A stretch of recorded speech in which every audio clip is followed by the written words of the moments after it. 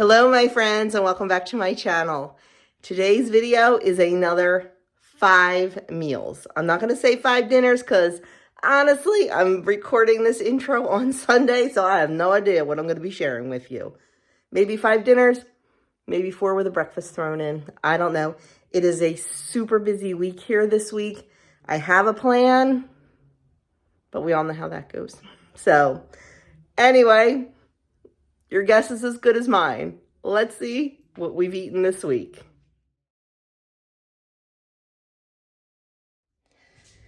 Okay, we are starting our chicken cordon bleu. Now, there are 4 different, not steps, but 4 different things to this recipe. The chicken itself, the breadcrumb coating is what we're working on first, the Dijon wash, and the Dijon cream sauce. So, like I said, it's a little bit, with all the components, but in my pan here, I probably should have used a bigger one, I'm not going to lie. I have 1.5 tablespoons of butter and 1.5 tablespoons of olive oil, and I am just melting them down. And I'm not sure if you can see it or not, but yes, I have Christmas pajamas on. I decided to get nice and comfy. We're not going out anywhere, and it's cold. I think it's the last day of our freezing, crazy cold weather. I think tomorrow it's going to be up in the 40s. I cannot believe it. It's going to feel like summer. Anyway, I'm going to finish melting this, and we're going to get started on these breadcrumbs. Okay, our butter is melted. Our oil's nice and hot. So we are going to add 1.25 cups of breadcrumbs in here. Now it says panko. These are panko-ish. I make my own breadcrumbs from our leftover sourdough or leftover bread products. So sometimes I don't ground them as fine. Sometimes I do. Just depends on the mood. So these are actually going to be very, very perfect. So we are just going to give these a real good stir because we want to get them coated in the fat. And then we're just going to just toast them a little bit, just until they're golden brown. You don't want to burn them. It only takes a few minutes. You can see them already turning a beautiful color. At least I can. I'm not sure if you can. This will just add a deeper flavor to the coating. And they'll crisp up beautifully with that little bit of fat in there. They'll crisp up beautifully in the oven.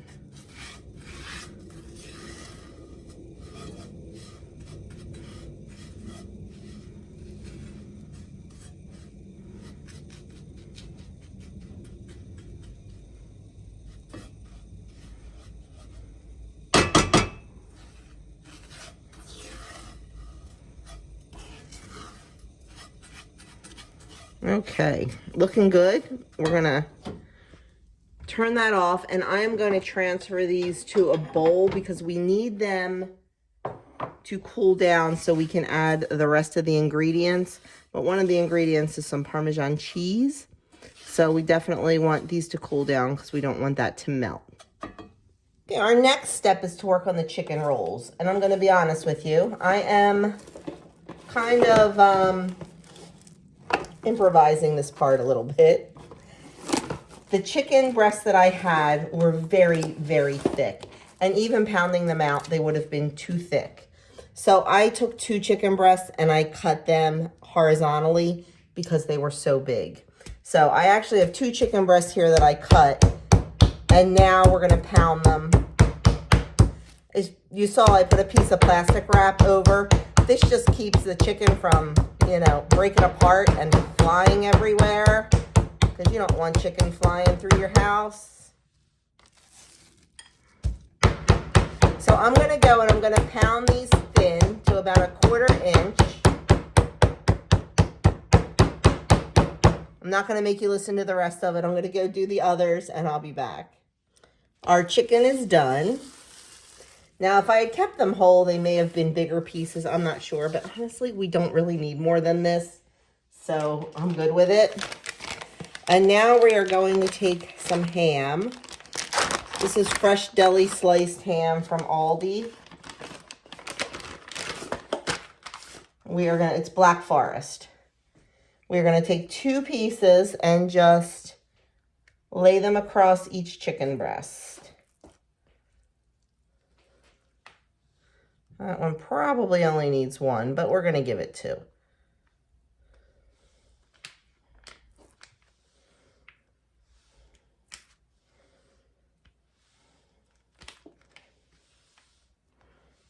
Look at that. There was 8 slices in there perfectly. Did not even realize that. Let me think if there's anything else I need before I start touching the chicken. Yes, we need some toothpicks. So next, after we lay our ham out, we are going to use this Swiss and Gruyere shredded cheese. This is exactly what the recipe called for. I never knew, honestly, that it existed. I never look at shredded cheese. We always buy blocks. And here it was. So perfect. And honestly, this was more economical than buying a block of Swiss and a block of Gruyere that may not get used. So we are going to, what does it say? Hold on.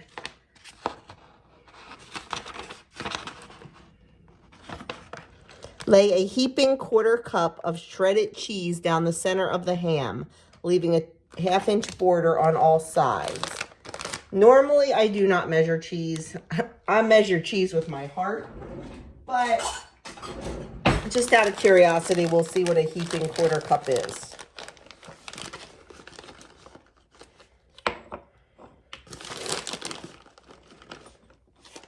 I think that's a heaping 1/4 cup.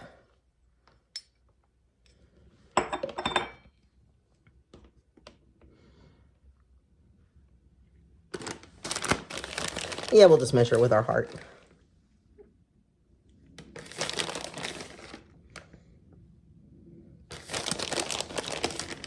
You know, I was gonna stop and start rolling them because they're kind of close together, but I don't want to have to keep stopping after each one and washing my hands before I touch the cheese bag again.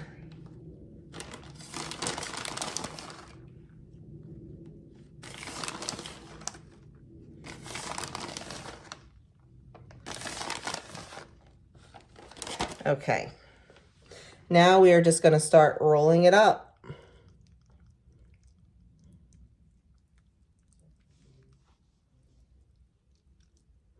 And it says at the end to tuck the ham up to keep the cheese in.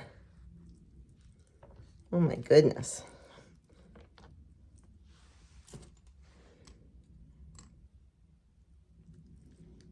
And we're going to put in 2 toothpicks. Oh, I don't know, to try to hold it together. Looks pretty good. Let's do the next one.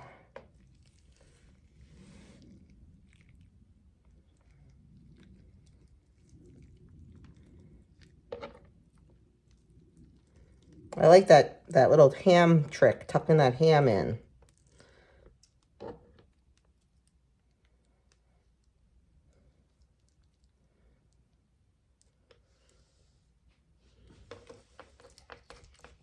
I have not made this in years. Ooh. I'm going to have to do a little bit of fixing up with this ham or the cheese. Sticking it in the sides maybe. This is the problem I've had before where the cheese kind of oozes out the sides.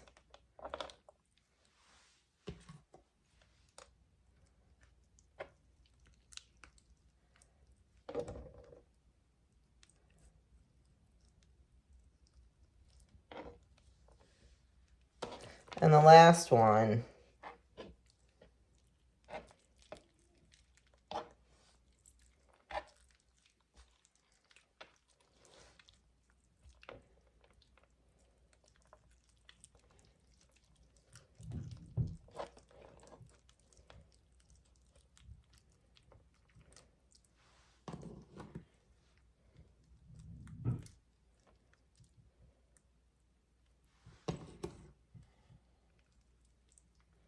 Okay, I know these are not pretty, my friends. I know that.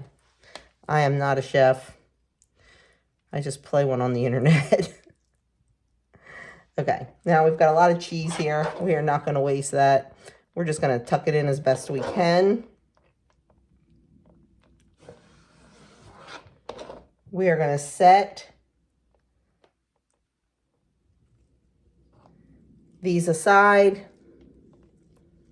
And we're going to move on. We're going to see if our, yeah, these are not pretty.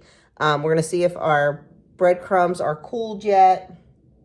Actually, what we can do is we can do, I think, the next step of this, which is the Dijon wash. Let me go wash my hands and figure this out. Okay, I will certainly have this recipe linked below because following me is not easy. I know that. So we're making our Dijon wash. We've got 2 tablespoons of Dijon mustard. We've got 2 tablespoons, I hope, of olive oil. And then 2 tablespoons of honey.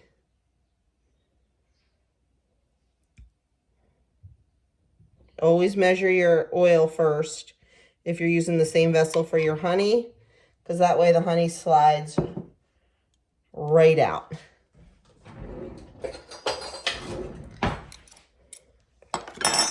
And we are going to give this a nice whisk.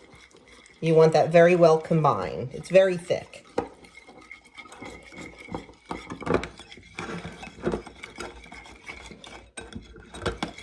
Nice. Okay.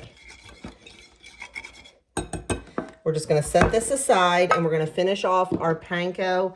And then I'm going to reset the counter so we can just go right down assembly line style. So let's see here.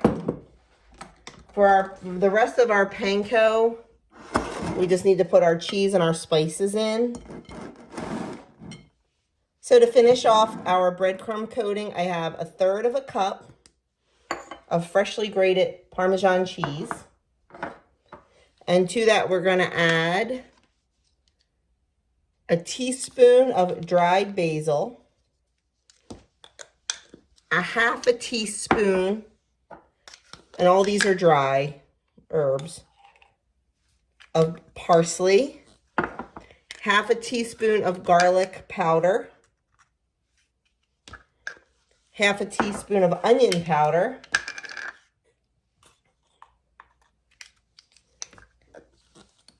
half a teaspoon of paprika,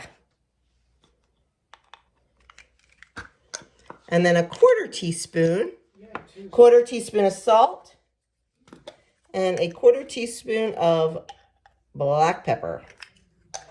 And then we are just going to give this a good stir. Yeah, I know, I'm using my measuring spoon. We're not fancy around here. You just want it to be nice and combined, and you want those spices throughout. That looks good. Okay, now we have everything ready. And I just want to do this assembly line style, so I'm going to go clean up my counter, and then we'll get it all done.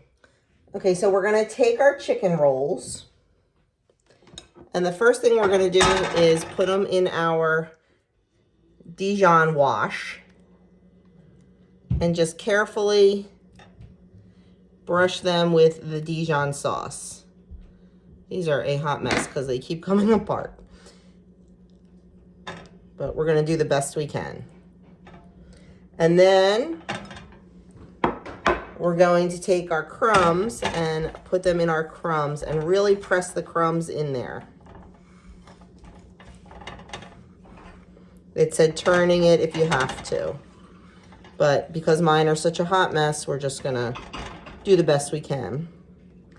And then we're going to take them and we're going to put them on our baking sheet, but the baking sheet has a cooling rack on top of it, is what it calls for. So that's how they're gonna go. They're probably all gonna fall apart in the oven. I'm guessing, because they're already falling apart here. But we'll do the best we can with them. They're certainly not gonna look like the picture on the internet. But do I think they'll taste pretty good? Probably. What's not to love?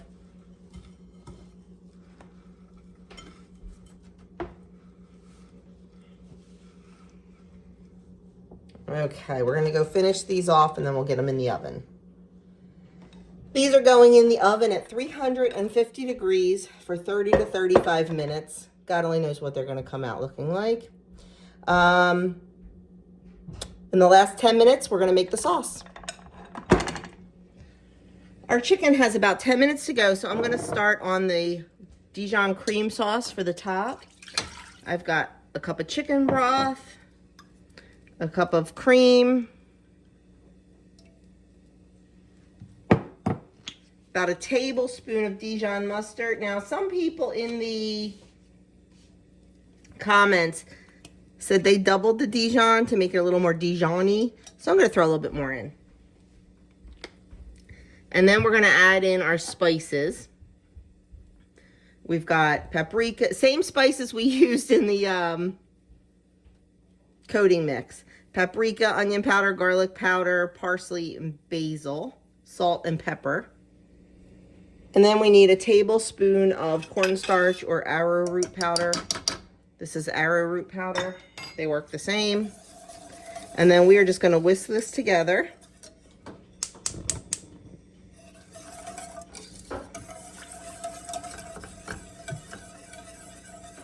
We're gonna bring it to a boil.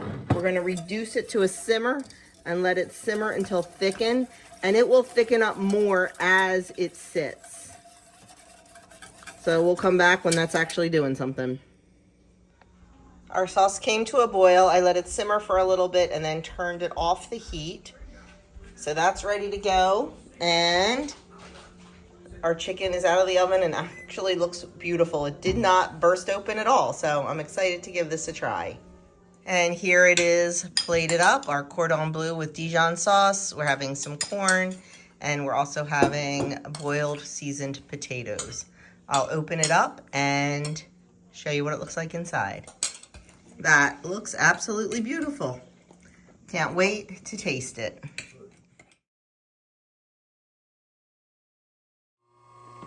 Dinner on this night is creamy ricotta chicken pasta. So the first thing I need to do is make my pasta. Tonight we're making penne. The first couple that come out are a little bit gnarly. They're not beautiful, but as like the first or second ones come out, the rest of them are absolutely perfect. So first thing we're gonna do is cook our chicken. I've got some olive oil in my pan. We are going to season the chicken. This is 1 pound of chicken. We're just gonna season it with salt and pepper, and I think I'm gonna throw a little bit of onion salt and garlic salt on there too. Or garlic powder, I mean. I'm gonna throw a little bit of the Trader Joe's onion salt and also some garlic powder. And we are gonna let this chicken cook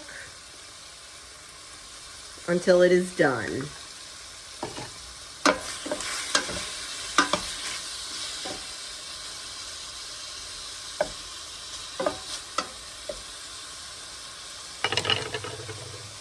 Okay, our chicken is done. That was just like I said, 1 pound of chicken cut small. And next we have to put in our garlic, but honestly, there is like no olive oil left in here, so we're gonna add a little, well, maybe we'll add a little. Good enough. So what we're gonna do next is 3 cloves of garlic, and we're gonna saute that for a minute.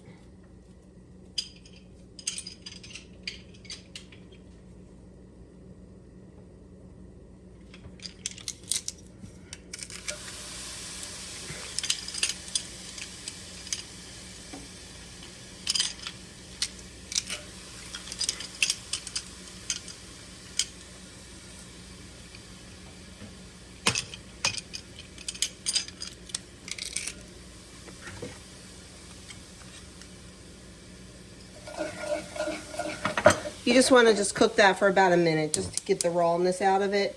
And I have it really low because we all know that garlic burns very quickly.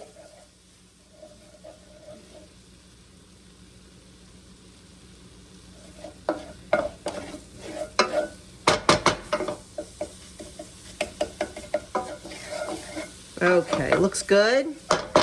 Now we're gonna add in a half a cup of chicken broth. We're gonna add in a half a cup of heavy cream.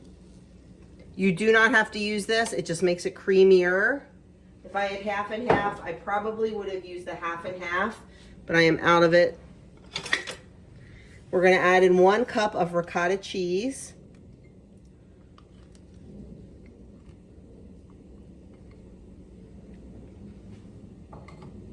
We're gonna add in Parmesan cheese. I forget how much is in there. I'll link this recipe below as always. And then we are going to just give this a good whisking to combine it all.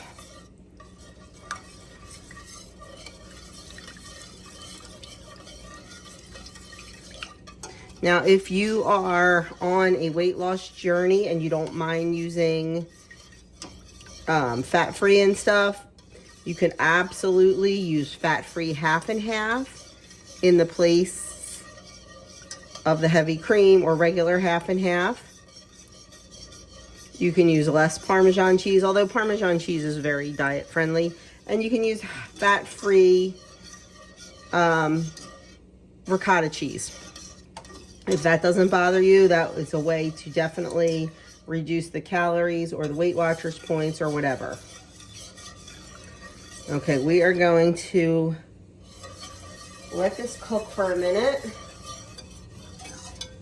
And then we're gonna add in a teaspoon of Italian seasoning. And you can also add in a pinch of red pepper flakes. I'm not going to.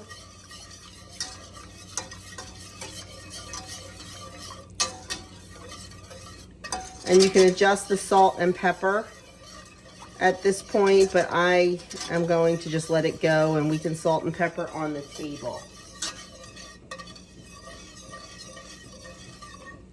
I'm going to add our chicken back in. And I'm just gonna let this go.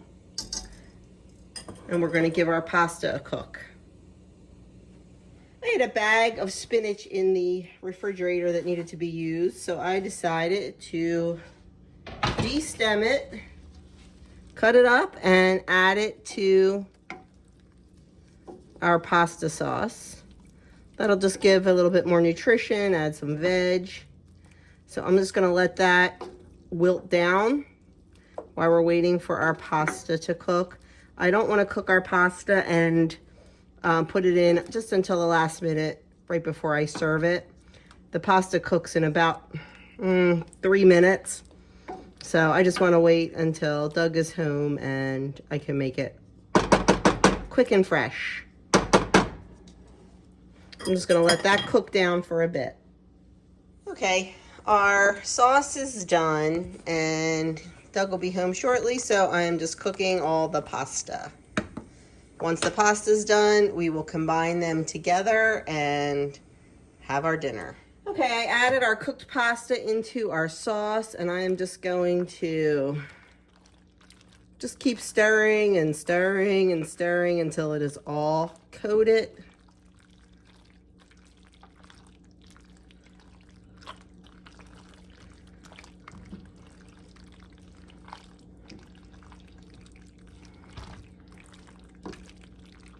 There we go.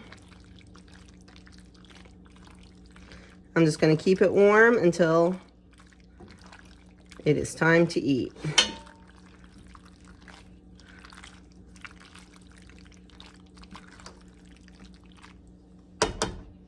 And here it is, our creamy chicken ricotta pasta. And I had some sourdough bread in the freezer, so I just made up some quick garlic bread. I'll let you know how it is because this is a new recipe. Oh, Doug's over there shaking his head yes. Mm-hmm. So I guess it's good. Mm-hmm. Okay, I feel like I'm making dinner in a zoo tonight. So tonight's dinner is haluski, which is Polish cabbage and noodles. And in my pan, I have some kielbasa. My original recipe calls for just 1 ring of kielbasa, 13 ounces. But my family's been complaining. The guys want more meat. So I did about 1.5 packages of kielbasa. So I'm just going to cook this just until the meat gets brown on both sides. Just kind of sauteing it around. There's a lot in this pan. I probably should have done batches, but it'll be fine. So I'm going to let that go for a little bit, flip them over, and then we'll move on to step 2. Okay, our kielbasa is nice and brown. So what I'm going to do now is I'm going to add about 2 tablespoons of butter.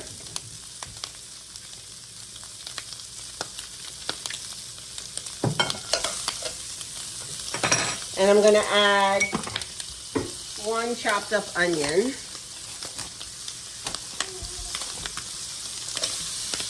And we are going to cook that until the onion is softened. And you want to scrape up all those brown bits from the bottom of the pan.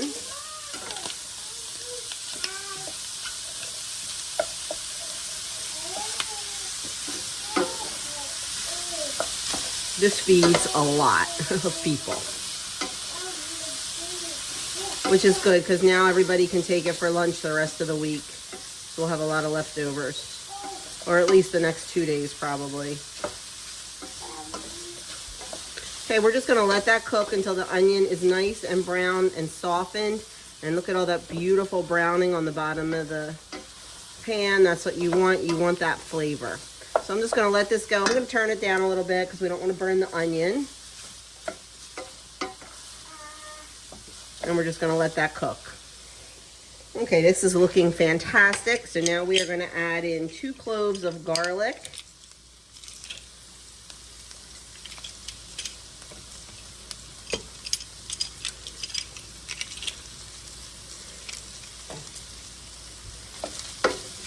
Give that a quick stir, and then we are going to add in our cabbage.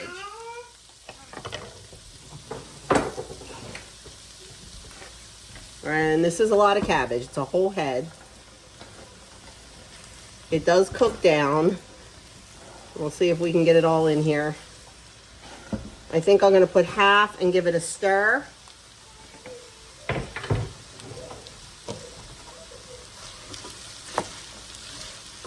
And then we'll get the other half in.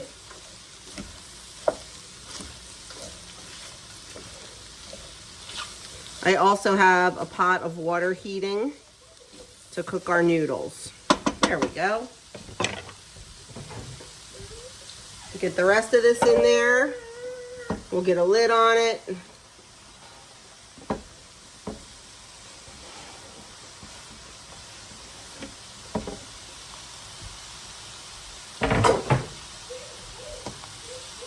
Give it a good stir. And we'll stir it as it cooks because it will start cooking down. So you want to just keep stirring it. Get the stuff on the top, on the bottom, so that cooks. And we're going to let it go about 20 minutes or so, or until it's how you like it. I like my cabbage nice and soft. So we're going to get a lid on that, turn it down, and let it go. Okay, here it is after 20 minutes. I'm going to let it go longer because I have the time and I just want the cabbage just a little bit softer. But it looks and smells absolutely delicious. So we're going to let that go a little bit. I'm going to get started on the noodles and get that in there, and dinner will be done. This is a quick, easy, simple dinner.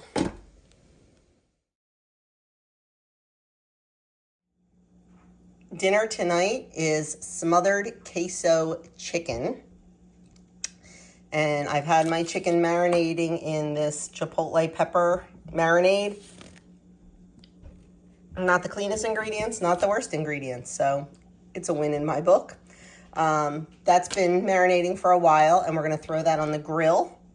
I also have my queso made. You saw me make it the other day. Doug's phlebotomist was here, pulling his, drawing his Natera cancer blood work, so I didn't want to, I was making it while she was here and I didn't want to film. So that's done. That's just sitting, waiting. And once that chicken gets on the grill's heating up, we're going to start on the orzo. Our side dish tonight is going to be some roasted asparagus. So I just have my asparagus, hit it with some olive oil, salt, pepper, and this is garlic powder. I'm just going to kind of moosh it all together. And I'll toss this into a 400-degree oven for about 15 minutes. It's pretty thin, so 15 minutes should do it. Okay, we are going to heat a tablespoon or so of olive oil in our skillet. It's probably not quite a tablespoon. I'll throw a little bit more in. Once that's heated, we're going to add in our orzo. Okay, our oil is heated, so I am going to add in 6 ounces of orzo pasta. And we are just going to cook this until it starts to toast, until it gets a little bit brown. You need to keep an eye on it and keep it moving in the pan because it will burn quickly. Ask me how I know. Okay, it's nice and toasty, so we're going to add in 2 cups of chicken broth. We're going to add in 1 teaspoon of chili powder or Southwest seasoning. You can put as much as you want in. I don't want it spicy, so I'm not putting very much in there. We're going to add in 2 tablespoons of tomato paste.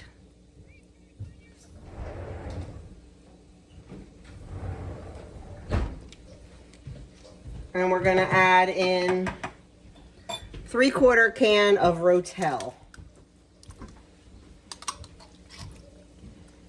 I also have extra chilies here. I'm just going to add some of those in. We're going to give this a good stir, get that tomato paste all combined. We're going to bring this up to a boil. And then we are going to turn it down and let it simmer until our orzo is nice and tender, around 15 minutes or so. This is starting to boil, so I am going to turn it down and put the lid on it, and we're going to let it simmer for 15 to 20 minutes. I am going to continue to stir it because we don't want that orzo to stick. Here is our queso, smothered queso chicken. I didn't show plating it up. I just put the orzo down, put the chicken. Doug and I split a piece, and actually Andrew did too because they were huge. Topped it with the queso cheese and a little bit of extra Rotel and our side of asparagus. So that is dinner tonight.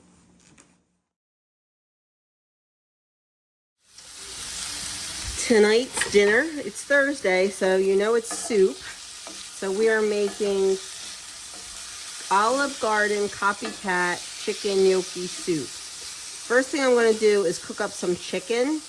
I diced it up really small, and I'm just going to cook it up in a pan. Instead of boiling it or Instapotting it, I want to get some nice flavor and some nice caramelization on there. So I thought tossing it around in the pan would be a good way to do that. And I'm going to do it in 2 batches because I want it to sear. I don't want it to steam. So I'm going to go and finish cooking this. I'm also going to salt and pepper it as it's cooking with both batches. And then we'll get started on building the soup base. Okay, to begin building our soup, I have butter and olive oil in my pan, and I'm adding in onion and celery. And as always, I will link the recipes down below in the description box. They'll either link to my website or to the original website where I got the recipe. So we are going to let these cook until they start to soften and the onions become translucent. Now that our onion and celery are starting to cook and soften, I'm going to add in 2 cloves of garlic.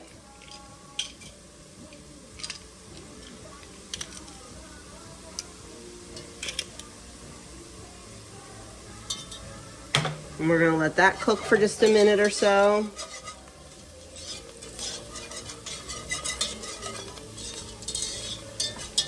And then we're gonna add in our flour, and we're gonna stir that around, and we're gonna let that cook for about a minute, just to cook the rawness out of that flour.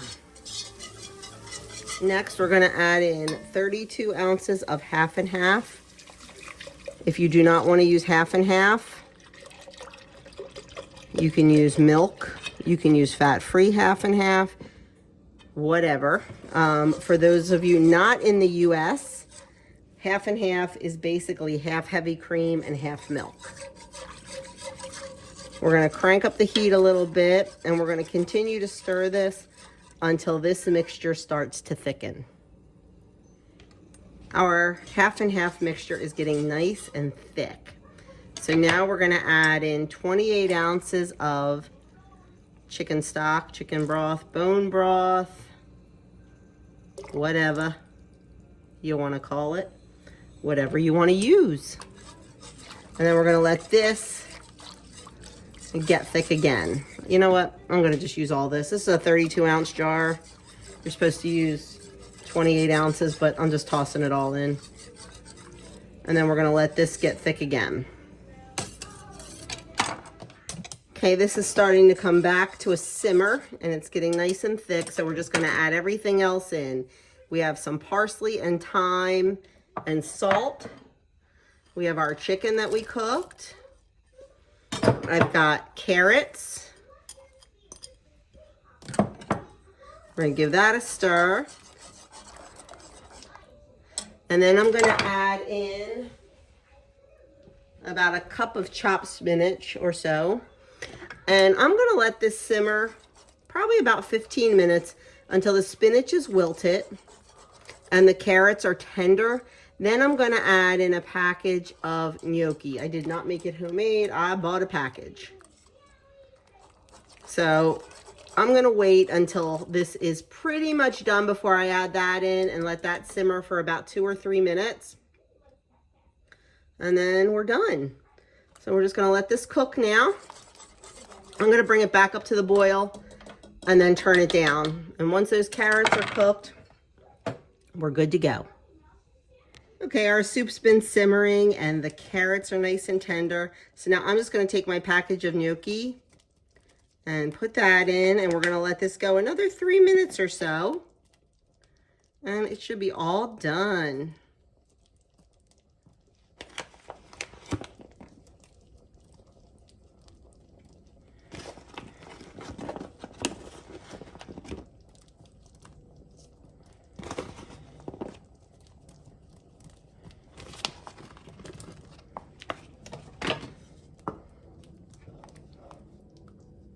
There we go. And we're gonna let that simmer until the gnocchi is cooked through, and that's about 3 minutes. And there is our copycat Olive Garden chicken gnocchi soup with a side of sourdough bread. So my friends, that is it. That is another 5 days of meals for you, of dinners for you. It was a fantastic, delicious week. It really, really was.